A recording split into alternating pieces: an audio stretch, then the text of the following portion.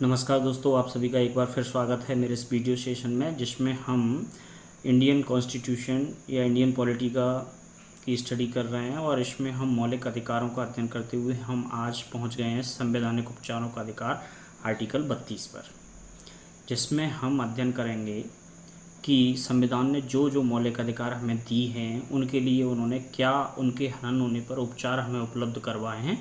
इसका हम इसमें संवैधानिक उपचारों के अधिकार के अंतर्गत पढ़ेंगे। इस आर्टिकल 32 को, क्योंकि इसके द्वारा क्या किया जाता है कि जो भी हमें मौलिक अधिकार प्रदान किए गए हैं हमारे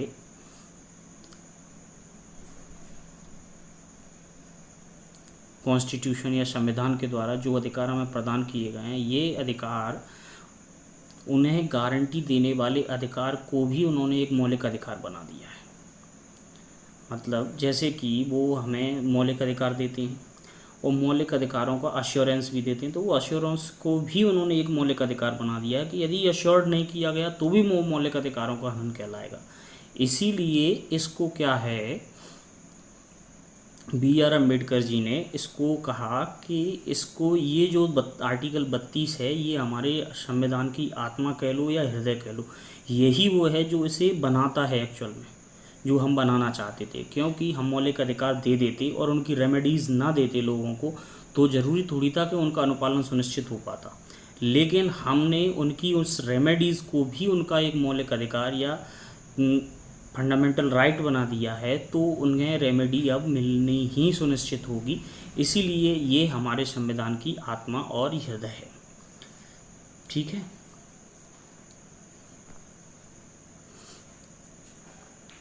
और जैसा कि मूल अधिकारों के संरक्षण का जो अधिकार है उसे हमने खुद ही एक मूल अधिकार बना दिया है, तो इससे क्या हो गया, उनका मूल अधिकारों का क्रियान्वयन और अच्छी तरीके से सुनिश्चित हो गया है।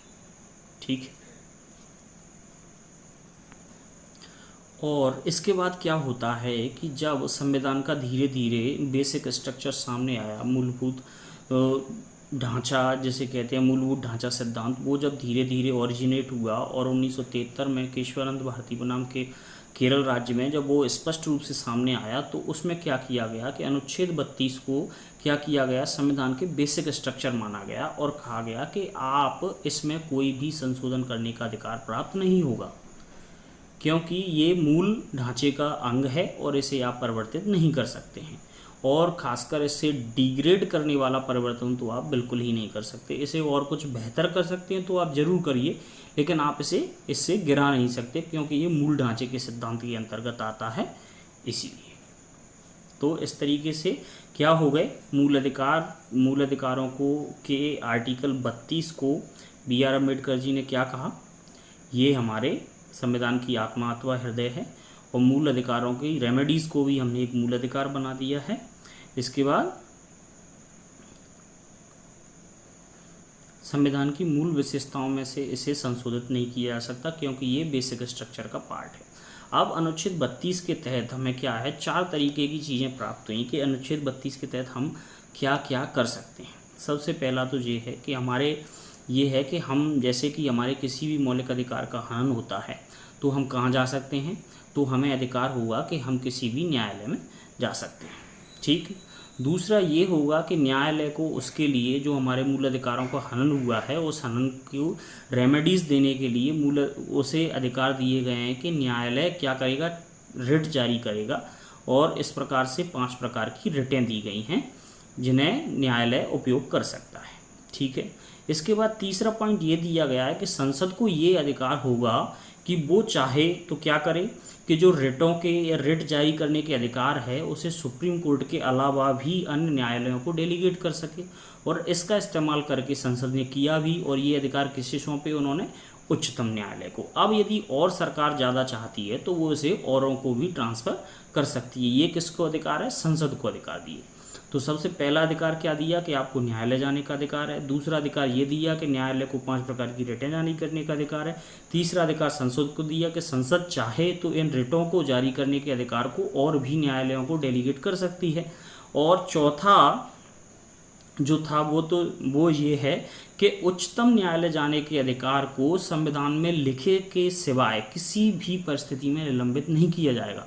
359 जब लागू होता है, 352 के साथ 359, तो उस समय क्या होता है, राष्ट्रपति के राष्ट्रीय आपातकाल में 300 समय से स्थगित कर दिया जाता है, निलंबित नहीं किया जाता है, स्थगित कर दिया जाता है। जब उसे हटेगा तब उसे इम्प्लीमेंट कराया जा सकता है। तो इस तरीके से ये 4 प्रकार की प्रोसीजर ये हमें अनुच्छेद 32 प्रदान करता है, ठीक है, मूल अधिकारों के प्रवर्तन के लिए। इसके बाद हम आगे चलते हैं तो क्या देखते हैं, ये व्यवस्था कहाँ से ली गई, ये ब्रिटेन से ली गई थी। और उच्चतम न्यायालय का रिट संबंधी जो पहले क्षेत्राधिकार है, तो वो 1950 से पहले जो 3 थे, जो मेन 3 अदालतें थीं, उन्हें प्राप्त थे। उसके बाद ऐसे की ऐसे ये हमने ले लिए और हमने अपने उच्चतम न्यायालय को सौंप दिए। उच्चतम न्यायालय का रिट संबंधी क्षेत्राधिकार, अब यहाँ देखें हम कि उच्चतम न्यायालय का रिट संबंधी क्षेत्राधिकार और हाईकोर्ट को चूंकि डेलीगेट किया गया है, तो हाईकोर्ट के रिट संबंधी क्षेत्राधिकार में क्या अंतर है। तो उच्चतम न्यायालय केवल क्या कर सकता है, उच्चतम न्यायालय केवल मूल अधिकारों के लिए रिट जारी कर सकता है, जबकि उच्चतम न्यायालय को क्या अधिकार है कि वो चाहे तो मूल अधिकारों के अलावा भी अन्य अधिकारों के लिए रिट जारी कर सकता है। तो इस मामले में क्या हो गया, उच्च न्यायालय के अधिकार ज़्यादा स्प्रेड कर गए उच्चतम न्यायालय की तुलना में। अब सेकंड पर आते हैं, तो सेकंड क्या कहता है कि उच्चतम न्यायालय किसी व्यक्ति अथवा राज्य के खिलाफ या सरकार के खिलाफ क्या कर सकता है, रिट जारी कर सकता है। जबकि उच्च न्यायालय में क्या आ गया, उच्च न्यायालय क्या कर सकता है, सिर्फ संबंधित राज्य के व्यक्ति, जैसे कि जिस एरिया का या जिस राज्य का वो हाई कोर्ट है, तो उस राज्य के संबंधित राज्य के व्यक्ति या संबंधित राज्य सरकार के खिलाफ या किसी अन्य राज्य सरकार के खिलाफ जारी करता है। वो संघ के खिलाफ जारी नहीं करेगा ये रिटें, क्योंकि वो उसके क्षेत्राधिकार से बाहर हो जाता है। तो इसमें क्या है, सेकंड में जो है, तो सेकंड में उच्च न्यायालय के क्षेत्राधिकार को सीमित किया गया, जबकि पहले में रिट जारी करने के अधिकार उसके उच्चतम न्यायालय से ज़्यादा विषयों पर है, ठीक। और तीसरा क्या कहता है कि देखो उच्चतम न्यायालय तो बिल्कुल उसे तो करना ही है। उच्चतम न्यायालय क्या है, अपने रिट न्याय क्षेत्र को नकार नहीं सकता। यदि कोई व्यक्ति के मौलिक अधिकारों का हनन होता है और वो उसके पास गया है, तो उसे रेमेडीज़ देनी ही पड़ेगी। वो ये नहीं कह सकता कि नहीं चलो किसी दूसरे न्यायालय में चले जाओ। लेकिन जब उच्च न्यायालय के पास व्यक्ति जाता है, तो उसे 226 के अनुसार, आर्टिकल 226 के अनुसार उच्च न्यायालय को रिट न्याय क्षेत्र में विवेक का अधिकार प्राप्त है। वो चाहे तो उसे एक्सेप्ट करे और चाहे तो नहीं करे, क्योंकि 32 के लिए, आर्टिकल 32 को इम्प्लीमेंट कराने की सबसे प्राइमरी जिम्मेदारी किसकी है, उच्चतम न्यायालय की, ना कि हाई कोर्ट की। हाई कोर्ट को ये अधिकार बाद में डेलीगेट किए गए हैं, जबकि मूलतः ये अधिकार किसके पास हैं, उच्चतम न्यायालय के पास। तो उच्चतम न्यायालय की इसमें प्राथमिक अधिकार बनती है, ठीक है। अब हम देखते हैं रिटें। तो 5 प्रकार की रिटें हैं। तो सबसे पहले जिन्हें आर्टिकल 32 के तहत सुप्रीम कोर्ट और आर्टिकल 226 के तहत हाई कोर्ट इस्तेमाल करता है, ये विभिन्न प्रकार की रिटें हम देखेंगे यहाँ पे। तो सबसे पहली रिट आती है बंदी प्रत्यक्षीकरण, जिसे क्या कहते थे, हैबियस कार्पस, मतलब शरीर को प्रस्तुत करो। हैबियस कार्पस का अर्थ क्या होता है लैटिन में, कि शरीर को प्रस्तुत करो। तो ये जो बंदी प्रत्यक्षीकरण है, इसके नाम से ही आता है। इसमें क्या लिखा है कि बंदी को प्रत्यक्ष में सामने लाओ। तो शरीर को प्रस्तुत, तो ये किसके लिए प्राप्त है, यदि किसी व्यक्ति को जबरन हिरासत में ले लिया जाता है और उसे क्या किया जाता है, बाहर नहीं निकाला जा रहा है, तो क्या है, ये जबरन हिरासत के विरोध में है, प्राप्त है। और बंदी प्रत्यक्षीकरण की जो रिट है वो किसको, सार्वजनिक और निजी दोनों ही प्राधिकरणों के खिलाफ जारी की जा सकती है। चाहे तो सार्वजनिक किसी प्राधिकरण ने व्यक्ति को बंदी हिरासत में लिया हो, या किसने लिया हो, प्राइवेट किसी ने, निजी प्राधिकरण ने लिया हो, लेकिन किसी ने भी व्यक्ति को हिरासत, क्योंकि ये डिपेंड करती है व्यक्ति की हिरासत पर, ना कि इस बात पर कि उसे किसने बंदी बनाया है, ठीक है। तो चाहे वो निजी हो या शासकीय हो, किसी ने यदि किसी व्यक्ति को हिरासत में लिया है तो ये उसका क्या करती है, विरोध करती है, बंदी प्रत्यक्षीकरण। और ये रिट कब जारी नहीं की जा सकती, क्योंकि हमने देखा, हमने जितने मूल अधिकार पढ़े, तो मूल अधिकारों के साथ साथ उनके निर्बंधन पढ़े कि वो कहाँ कहाँ लागू नहीं होंगे। ये सबसे मस्ट है कि मूल अधिकार तो दिए हैं, साथ में उनके वो भी दिए हैं कि उन्हें कहाँ कहाँ लागू नहीं करना है, वो लिस्ट भी साथ ही चिपका दी है। मतलब खुश होने की ज़्यादा ज़रूरत नहीं है। जैसे ही तुम खुश हुए तो वहीं तुम्हें बता दिया कि ये इसके अपवाद है। ठीक है, तुमसे बोला स्वतंत्रता का अधिकार है, तुम मौज में आ गए, फिर वहाँ बता दिया कि नहीं नहीं इस मामले में तुम पर रोक लगाई जा सकती, क्या रह गई, खुशी फुस हो गई। ऐसा ही यहाँ भी है। तो बंदी प्रत्यक्षीकरण का जैसे ही बोला उन्होंने कि सार्वजनिक और निजी किसी ने भी किसी व्यक्ति को हिरासत में लिया है तो क्या उसको बंदी को सशरीर प्रस्तुत करने की के लिए रिट जारी कर सकता है न्यायालय, लेकिन साथ में रिट कब जारी नहीं की जा सकती ये भी देख लो। तो कौन कौन सी समय है, जब हिरासत कानून सम्मत हो, किसी कानून के तहत किसी व्यक्ति को वारंट निकला हो और उसे हिरासत में लिया गया हो। इसके बाद दूसरी स्थिति ये है कि उस व्यक्ति ने न्यायालय अथवा विधानमंडल की अवमानना की हो तो इसके तहत उसे बंदी प्रत्यक्षीकरण रिट जारी नहीं होगी। तीसरी है न्यायालय द्वारा हिरासत, न्यायालय नहीं, कुछ केसों में न्यायालय खुद वारंट जारी करते हैं तो उसे उस व्यक्ति के लिए नहीं हो सकता। और हिरासत न्यायालय के न्याय क्षेत्र से बाहर है। अब किसी जैसे कि न्यायालय के न्याय क्षेत्र से बाहर कैसे हो गई, जैसे हाई कोर्ट से कहा जाएगा तुम रिट जारी करो, लेकिन वो उसके न्याय क्षेत्र का व्यक्ति नहीं होगा तो वो उसके लिए रिट जारी नहीं कर सकता। तो ये 4 मामले हैं जिनमें हिरासत कानून के द्वारा सम्मत हो, दूसरी न्यायालय नहीं बोली हो, तीसरा क्या है व्यक्ति ने न्यायालय या विधानमंडल की अवमानना की हो, चौथी हिरासत वाला व्यक्ति न्याय क्षेत्र से बाहर की हो। तो जैसे मान लो कोई फॉरेन कंट्री में है तो वहाँ के लिए ये बंदी प्रत्यक्षीकरण के लिए कोर्ट कैसे दे सकता है। कोई फॉरेन कंट्री में किसी व्यक्ति को हिरासत में लिया जाता है और हम बंदी प्रत्यक्षीकरण की रिट चाहें कि हमारे सुप्रीम कोर्ट में लगाएं तो ये कैसे पॉसिबल होगा कि वो वहाँ के, क्योंकि वो तो उसके न्याय क्षेत्र से बाहर है। तो इसीलिए जहाँ भी न्याय क्षेत्र हो, हिरासत कानून सम्मत हो और हिरासत किसने दी हो, न्यायालय द्वारा ही दी गई हो, या फिर कार्रवाई का उस किसी व्यक्ति ने न्यायालय विधानमंडल का क्या किया हो, अवमानना की हो, तब उसके लिए क्या है बंदी प्रत्यक्षीकरण की जो रिट है वो जारी नहीं की जाएगी। ठीक है, हैबियस कॉर्पस बंदी प्रत्यक्षीकरण। और किस किस के खिलाफ प्राप्त है ये, सार्वजनिक और निजी कोई भी प्राधिकरण हो जिसने व्यक्ति को बंदी बनाया हो उसके खिलाफ रिट जारी की जा सकती है। और 4 इसकी स्थितियाँ हैं जिनमें ये जारी नहीं की जा सकती। हिरासत कानून सम्मत हो और हिरासत न्यायालय द्वारा दी गई हो, व्यक्ति ने न्यायालय अथवा विधानमंडल की अवमानना की हो, चौथी हिरासत न्याय क्षेत्र के बाहर की हो। तो ये 4 हो गए किसके, बंदी प्रत्यक्षीकरण। इस के बाद आते हैं परमादेश या मैंडेमस। मैंडेमस का अर्थ है कि हम आदेश देते हैं। ठीक है, यह एक नियंत्रण आदेश है जो किसे दिया जाता है, न्यायालय द्वारा सार्वजनिक अधिकारियों को उनके कार्यों को उसे नकारने के संबंध में पूछा जाता है कि आप ऐसा काम क्यों नहीं कर रहे हैं, जबकि ये आपके अधिकार क्षेत्र का काम है, आपको इसे करना चाहिए, आप बताइए कि आप ये काम क्यों नहीं कर रहे हैं। तो ये क्या है, उन्हें कंट्रोल करने के लिए दिया जाने वाला आदेश है। अब इसे क्या है, किसी भी सार्वजनिक इकाई, निगम, अधीनस्थ न्यायालय, प्राधिकरण या सरकार के खिलाफ जारी किया जा सकता है। यहाँ देख लें सारी चीज़ें किस किस के खिलाफ जारी किया जा सकता है, क्योंकि जब भी क्वेश्चन आता है ना तो अगर उसे घुमाना होगा तो वो यहीं घुमाएगा और वो क्या पूछेगा कि बताओ किस किस के खिलाफ जारी नहीं किया जा सकता है। नीचे 4 या 5 दे दिए, उनमें से एक कोई दूसरा रख दिया और अब ख़त्म हो जाएंगे। मैंने इसे बहुत भोगा है।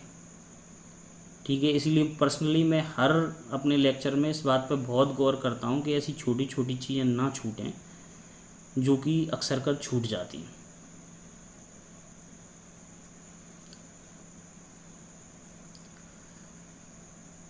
क्योंकि जब हम एक बार पढ़ रहे होते हैं तो सिर्फ पढ़ के निकल जाते हैं, दूसरी बार में कुछ चीज़ें गेन होती हैं, तीसरी बार में कुछ, तो इस तरीके से 4-5 बार पढ़ने के बाद और फिर हम प्रीवियस ईयर क्वेश्चन देखते हैं तब हमें ये समझ आती है कि आखिर हमें एक्चुअल में क्या पढ़ना था।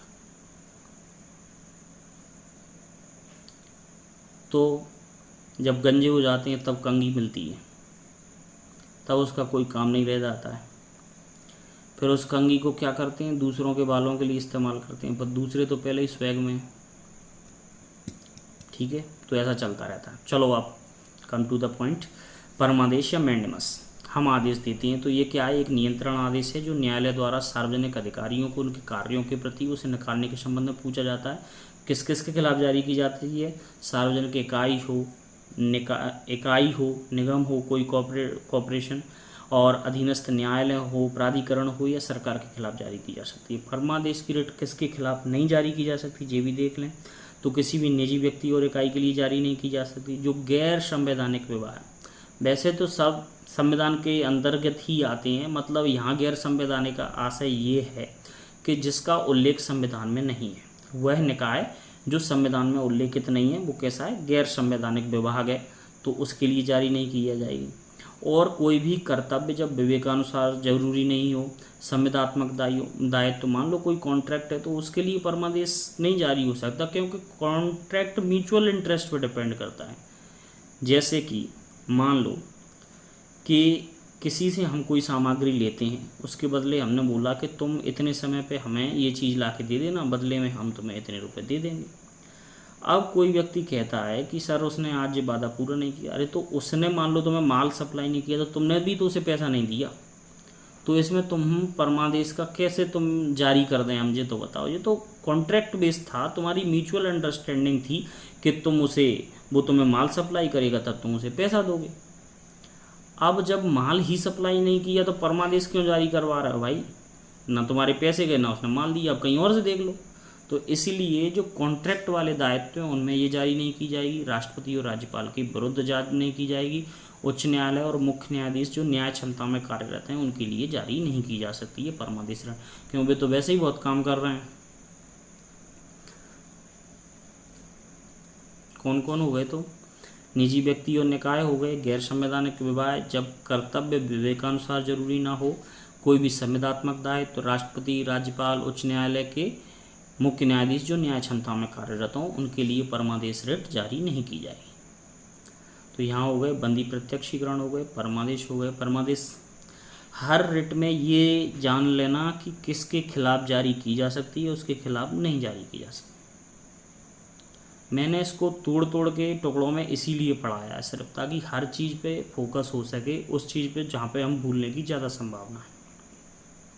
अभी मैं चाहता तो बंदी प्रत्यक्षीकरण को एक्सप्लेन करके आगे निकल जाता, मैं ये चीज़ें ना भी बताता कि ये कब जारी की जा, किन किन के खिलाफ जारी की जाएगी और किन के खिलाफ नहीं, तो लगता है कि शायद मैं बेहतर कर रहा हूँ। लेकिन मैंने इसके सारे लूप होल्स बंद करने की पूरी कोशिश की है। सो प्लीज़ इसे ध्यान रखना कि कोई भी रिट किसके खिलाफ जारी की जाएगी और किसके खिलाफ जारी नहीं की जाएगी। परमादेश किसके खिलाफ जारी की जाएगी? सार्वजनिक इकाई हो, निगम हो, अधीनस्थ न्यायालय है, कोई भी न्यायालय या प्राधिकरण दोनों होंगे, और सरकार के खिलाफ। किसके खिलाफ नहीं जारी की जाएगी? कोई भी निजी निकाय या वो होगा इकाई या व्यक्ति के खिलाफ, गैर संवैधानिक विभाग के जो संविदात्मक दायित्व जो विवेकानुरूप हो उसके खिलाफ नहीं, राज्यपाल, राष्ट्रपति, और मुख्य न्यायालय, उच्च न्यायालय के मुख्य न्यायाधीश जो न्याय क्षेत्र में कार्यरत हैं उनके प्रति ये जारी नहीं की जाएगी। ऊपर वाली किसके लिए थी? सार्वजनिक और निजी सभी के लिए। और कौन के लिए नहीं थी वो अपन ने 4 चीज़ें पढ़ ली थी बंदी प्रत्यक्षीकरण। तो बंदी प्रत्यक्षीकरण हो गया, हैबियस कार्पस, परमादेश, मैंडेमस। अब इसके आगे देखते हैं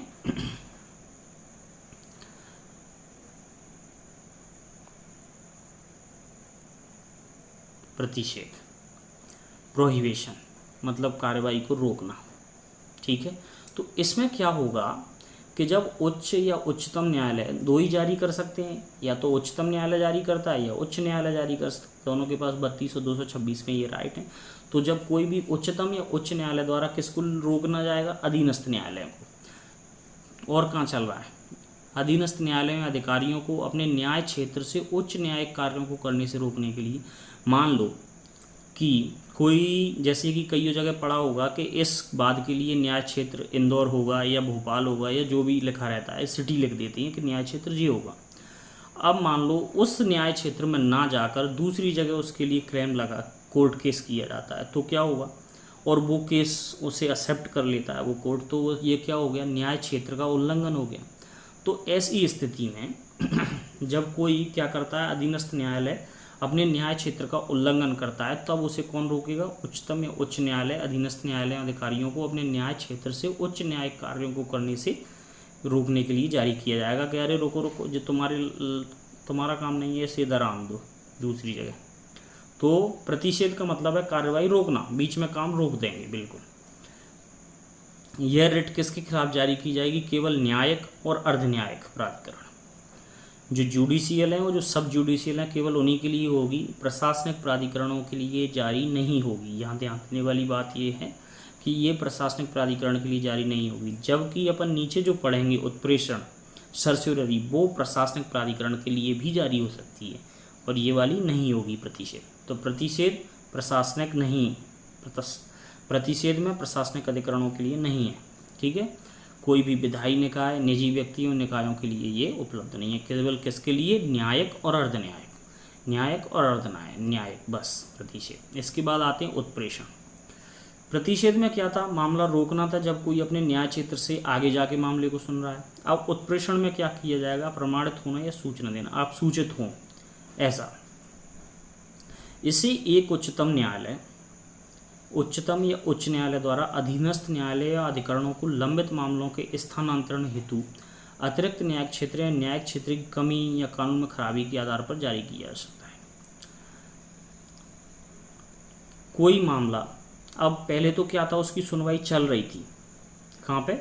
उसकी सुनवाई चल रही थी कहाँ पे? उस न्यायालय में जो उसके कार्य क्षेत्र से अधिक का मामला था, लेकिन वहाँ पे उसकी कार्रवाई चल रही थी। तो क्या किया सुप्रीम कोर्ट या हाई कोर्ट ने? जस्ट उसे रोक दिया और क्या कहा कि आपको इसके हक नहीं है, आप इसे नहीं लड़ सकते। अब सर्स्योररी में क्या होगा कि कोई ऐसा मामला लंबित है न्यायालय में या अधिकरणों में लंबित मामलों के, तो उनसे कहा जाएगा कि ऐसे मामले जो उसके न्याय, जिसके लिए उसे न्याय क्षेत्र नहीं प्राप्त है, कानून में कोई खराबी है या न्याय क्षेत्र का अतिलंघन हो रहा है, तो उससे पहले ही कह दिया जाएगा कि आप ऐसे मामले ऊपर ट्रांसफ़र कर दें, स्थानांतरित कर दें।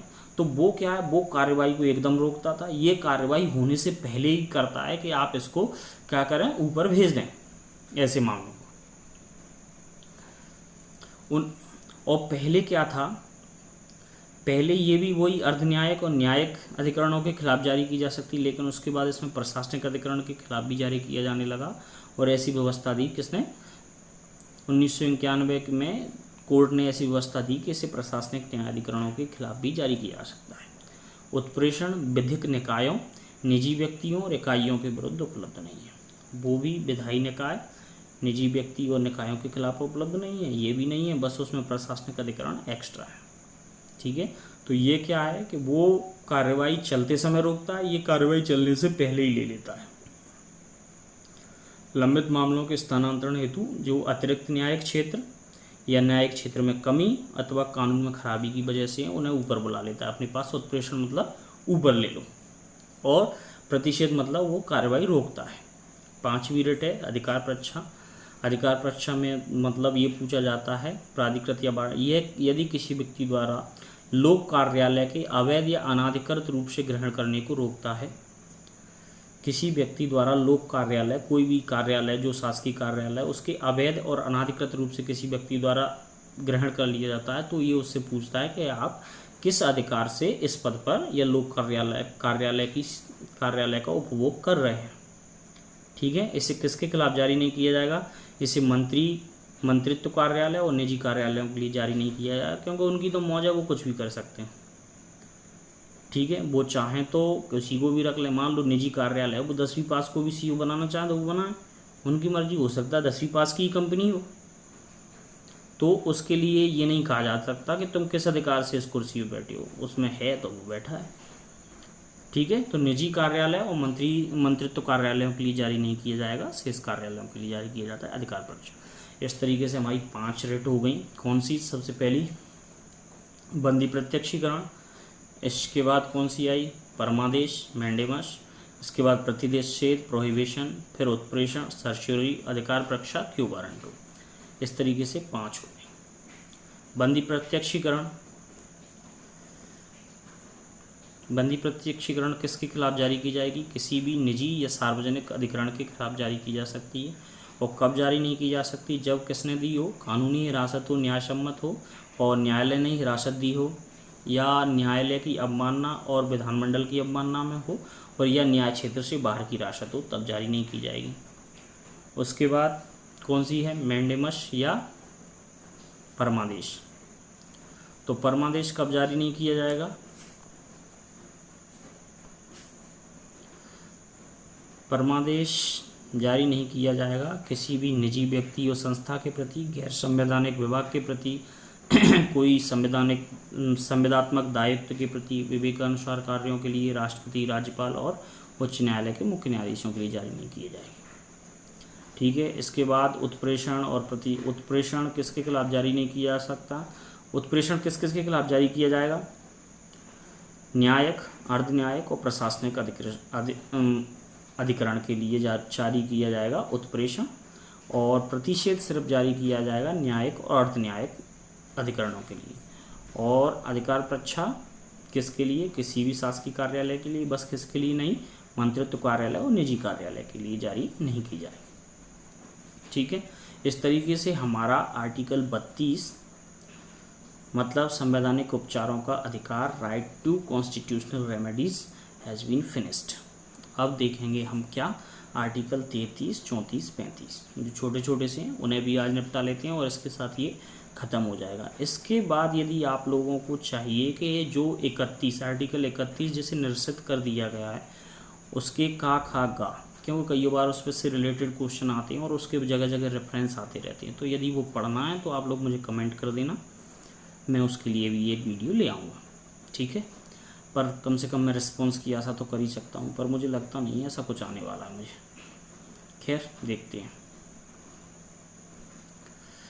तो आर्टिकल 33 इसमें क्या है, सशस्त्र बल एवं उनके मूल अधिकार, जो भी आर्मर्ड फोर्सेज हैं उनके सशस्त्र बलों के मूल अधिकारों का क्या है कि निर्बंधन आरोपित किए गए हैं, उन्हें रोका गया है, उन्हें कम किया गया है उनके मूल अधिकारों को। कैसे? तो अनुच्छेद 33 संसद को, यहाँ पे सबसे अंडरलाइन करने वाली बात ये है संसद। अनुच्छेद 33 क्या है, संसद को एम्पावर करता है, इसके लिए अधिकार देता है कि वह सशस्त्र बलों मतलब आर्मर्ड फोर्सेज और पैरामिलिट्री फोर्सेज, पुलिस फोर्स और खुफिया एजेंसी हैं जो भी, तो उनके मूल अधिकारों पर युक्त प्रतिबंध लगा सकें, क्योंकि उन्हें स्वतंत्रता के मूल अधिकार नहीं दे सकते ना, निजता के अधिकार, ये वो तमाम अधिकार दिए तो फिर आपके अधिकारों की रक्षा कौन करने वाला है? तो इसीलिए उनके अधिकारों पर युक्त निर्बंधन लगाएगा। और इस तरीके की विधि बनाने का अधिकार होगा सिर्फ संसद को। संसद ही ऐसी विधि बनाएगी, राज्य विधानमंडल नहीं बनाएंगे, स्पष्ट यहाँ पर ध्यान रखें। और अनुच्छेद 33 के अंतर्गत विधि निर्माण का अधिकार सिर्फ संसद को है। उस तरह बनाए गए कानूनों को न्यायालय में चुनौती नहीं दी जा सकती। मान लो चले जाएं पुलिस वाले और आर्मड फोर्स कि हमें थोड़ा सा कहीं ये अधिकार नहीं मिल रहा है ना, तो ये समस्या हो जाएगी फिर तो, इसीलिए ये इन्हें चुनौती नहीं दी जा सकती है न्यायालय में। अब नेक्स्ट है 34, इसमें दिया गया है मार्शल लॉ एवं मूल अधिकार। 33 में हो गया सशस्त्र बल एवं मूल अधिकार, फिर मार्शल लॉ एवं मूल अधिकार अनुच्छेद 34, और अनुच्छेद 35 में आएगा कि कुछ मूल अधिकारों को प्रभावी करने वाली विधियों का निर्माण करने की शक्ति। ठीक है। तो अब हम 34 देख रहे हैं, मार्शल लॉ एवं मूल अधिकार। तो इसमें क्या होगा, जब भी मार्शल लॉ लागू होगा मौलिक अधिकारों पर तब प्रतिबंध लगता है जब भारत में कहीं मार्शल लॉ लगेगा। और संसद को यहाँ भी, वहाँ पे भी संसद को शक्ति थी और यहाँ भी संसद को ही शक्ति है कि वो मार्शल लॉ के दौरान किसी भी कर्मचारी को कोई काम करने या व्यवस्था को बनाए रखने की पूरी जिम्मेदारी सौंप सकती है कि आपको ये काम करते रहना है, आप इसे रोकेंगे नहीं मार्शल लॉ के दौरान। ठीक है। व्यवस्था को बरकरार रखे। और संसद किसी मार्शल लॉ वाले क्षेत्र में जारी दंड को, कोई दंड की विधि है तो उसे वो वैध बना सकती, कह सकती है हाँ तो मैं दंडित किया जाएगा अगर ये नहीं करोगे तो ठीक है, ऐसा संसद नियम बना सकती है। और संसद द्वारा इस समय तुमसे जो एक्स्ट्रा काम लिए गए हैं मार्शल लॉ के दौरान, जो तुमसे कार्य लिए गए हैं, उनके लिए क्षतिपूर्ति अधिनियम को मूल अधिकारों के उल्लंघन के उस समय तुम्हें क्षतिपूर्ति के लिए, मान लो तुमसे ओवर टाइम लिया जा रहा है, 8 घंटे की जगह 10 घंटे काम कराने लगे। ठीक है। मार्शल लॉ लगा है, कुछ विशेष परिस्थितियाँ हैं कि तुम्हें 10 घंटे काम करना पड़ रहा है। अब आप उस 10 घंटे काम करने की जो विधि बनाई है उसे इस आधार पर चैलेंज नहीं करोगे हाई कोर्ट या सुप्रीम कोर्ट में कि इससे मेरे मूल अधिकारों का हनन हो रहा है। अरे भाई वो तो बनाई ही विषम परिस्थिति है, इसलिए ऐसी विधि बनाई गई है। ठीक है। तो मूल अधिकारों के, मार्शल लॉ के समय मूल अधिकारों के आधार पर आप क्षतिपूर्ति अधिनियम की किसी भी को भी न्यायालय में चुनौती नहीं दे सकते। और ये जो मार्शल लॉ है इसकी संविधान में कोई डेफिनेशन नहीं दी गई है, केवल शाब्दिक अर्थ क्या होता है, सैन्य शासन। और सैन्य शासन का मतलब ये है जब किसी जगह पे कुछ इतना ट्रांजिशनल और माने हम क्या है संक्रमणशील ऐसी स्थिति पैदा हो जाए कि उसे कवर करने के लिए आर्मर्ड फोर्सेस लगाने पड़ें, तब उसे हम क्या मानेंगे। और daily to daily routine life है, पब्लिक ऑर्डर है, उसे कौन ले ले हाथ में। जैसे कि आज अपन पुलिस देख रहे हैं, रोड चौराहों पर खड़े रहते हैं आराम से, तो वैसी ही स्थिति हो मार्शल लॉ में क्या करें, आर्मर्ड फोर्सेस खड़े हो जाएं और तुम्हें गन पॉइंट पर तुमसे रूल सारी चीज़ें फॉलो करवाएं, तो उसे बोलेंगे मार्शल लॉ। ठीक है, तो जीने का तो अधिकार बना रहेगा, लेकिन क्या है, बंदूक के साए में जीना पड़ेगा, बस इतनी समस्या है। और यहाँ पे ये देख लें, ये राष्ट्रीय आपात की घोषणा से अलग है, राष्ट्रीय आपात की व्यवस्था अलग है। यहाँ पे तो बस क्या किया जाएगा, जो सिविल कार्रवाइयाँ चल रही हैं उन्हें क्या है, सैन्य शासन से रिप्लेस कर दिया जाएगा। जो डॉक्टर तो मैं देख रहे हैं सिविल वाले, वो हटा के वो लगा दिए जाएंगे आर्मड वाले। ठीक है, तो ऐसी व्यवस्था की जाएगी, मतलब जो सिविल है उसे पूरी सिस्टम को रिप्लेस कर देंगे किससे, या फिर जो मेन पोजीशन होती है, लीड पोजीशन होगी, उसमें सारे आर्मर्ड ऑफिसर आ जाएंगे और वो तुम्हें इंस्ट्रक्शन देंगे, उसके हिसाब से तुम्हें चलना होगा। वो हो गई मार्शल लॉ की पोजीशन। और लेकिन मार्शल लॉ में एक सुविधा दी है सुप्रीम कोर्ट ने कि बंदी प्रत्यक्षीकरण को लंबित नहीं किया जाएगा, नहीं 30-30 दिन पता ना चले आदमी का, है ना। तो बंदी प्रत्यक्षीकरण जारी रहेगा, 24 घंटे के अंतर्गत सशरीर न्यायालय में प्रस्तुत करना पड़ेगा। इसी के साथ हमारा 32 संवैधानिक उपचारों का अधिकार, 33 में क्या था, सशस्त्र बल एवं मूल अधिकार, 34 में मार्शल लॉ एवं मूल अधिकार। अब है 35 कुछ मूल अधिकारों को लागू करने के लिए विधि निर्माण। उसमें क्या क्या है, तो अनुच्छेद 35 में क्या है कि संसद को कुछ विशेष मूल अधिकारों को प्रभावी बनाने के लिए कानून बनाने की शक्ति प्राप्त है अनुच्छेद 35 के तहत। इसमें संसद कौन कौन से कानून बनाने का अधिकार है। एक तो हमने देखा था कि जब 16 में अवसरों की क्षमता पड़ी थी, तो वहाँ हमने ये भी पढ़ा था कि एक राज्य तेलंगाना और आंध्र प्रदेश के लिए संसद ने कानून बनाया है, जिसके तहत वहाँ के लोगों को 50% से एक्सीड और निवास की कुछ प्रमुख शर्तें प्रदान की गई हैं, जिसके आधार पर उन्हें सरकारी नियोजनों में लिया जाता है, और किसी राज्य में यह व्यवस्था लागू नहीं है। तो ऐसा कानून कौन बना सकता है, सिर्फ संसद। तो किसी राज्य, संघ शासित क्षेत्र अथवा स्थानीय अन्य प्राधिकरण में रोजगार हेतु निवास की व्यवस्था, ये अनुच्छेद 16 के तहत स्पेशल प्रोविजन कौन कर सकता है, सिर्फ संसद करती है। ठीक, मूल अधिकारों के क्रियान्वयन के लिए रिट जारी करने के अधिकार को अन्य न्यायालयों को देना, ये तो हम पढ़ ही चुके हैं, किसको है, संसद को है ये वाला अधिकार। फिर वही 33 सशस्त्र बलों के मूल अधिकारों पर निर्बंधन, मार्शल लॉ के दौरान कृत्य हेतु क्षतिपूर्ति देना, अनुच्छेद 34। तो 32, 33, 34 और 16 दूनी 32, 33, 34 ये सारे हो गए संसद को, इनमें संसद को ही कानून बनाने के अधिकार प्राप्त है सिर्फ। ठीक है, फिर कुछ और आते हैं। संसद के पास मूल अधिकारों के संबंध में दंडित करने के लिए कानून बनाने का अधिकार होगा। तो एक तो अस्पृश्यता के संबंध में, तो संसद ने बनाया भी सिविल अधिकार संरक्षण अधिनियम 1955। ठीक है, उसके बाद दूसरा है मानव दुर्व्यापार एवं बलात्श्रम प्रतिषेध अधिनियम 1956, अनुच्छेद 23, अनुच्छेद 17। तो इनमें दंड की व्यवस्था किसने की है, संसद ने। उपरोक्त मामलों के संदर्भ में संविधान की इनके मामले में जो ऊपर लिखे हैं, हमने जो देखे हैं 16, 32, 34, 35, उसके बाद 17 और 23, इनमें क्या है, उपरोक्त मामलों के संदर्भ में संविधान के अस्तित्व में आने पर जो विधियां लागू हैं वो प्रभावशाली बनी रहेंगी, जब तक कि उन्हें संसद द्वारा परिवर्तित, निरसित या संशोधित नहीं किया जाता। तो जैसे फॉर्मेट में चल रही हैं वो चलती रहेंगी, जब तक कि संसद उन्हें क्या ना कर दे, या तो उन्हें चेंज कर दे, या उन्हें रद्द कर दे, रिजेक्ट कर दे, निरसित कर दे, और या फिर उन्हें अमेंड कर दे, संशोधित कर दे। यद्यपि उनमें से कुछ ऊपर जो अधिकार दिए गए हैं उनमें से कुछ अधिकार राज्यों को भी प्राप्त हैं, लेकिन इसका मतलब ये नहीं है कि मतलब वो कहाँ पे दिए गए हैं, समवर्ती सूची के विषय हैं, तो उन पे संसद को अधिकार है, लेकिन ऐसा नहीं है कि राज्य को नहीं है, राज्य भी उन पर कानून बना सकते हैं। ठीक है, तो इसके साथ हमारा ये संविधान के मौलिक अधिकारों का चैप्टर समाप्त होता है। अब हम आगे मिलेंगे नीति निर्देशक सिद्धांतों के चैप्टर में। ठीक है, तब तक के लिए आप सभी का बहुत बहुत शुक्रिया। Thank you.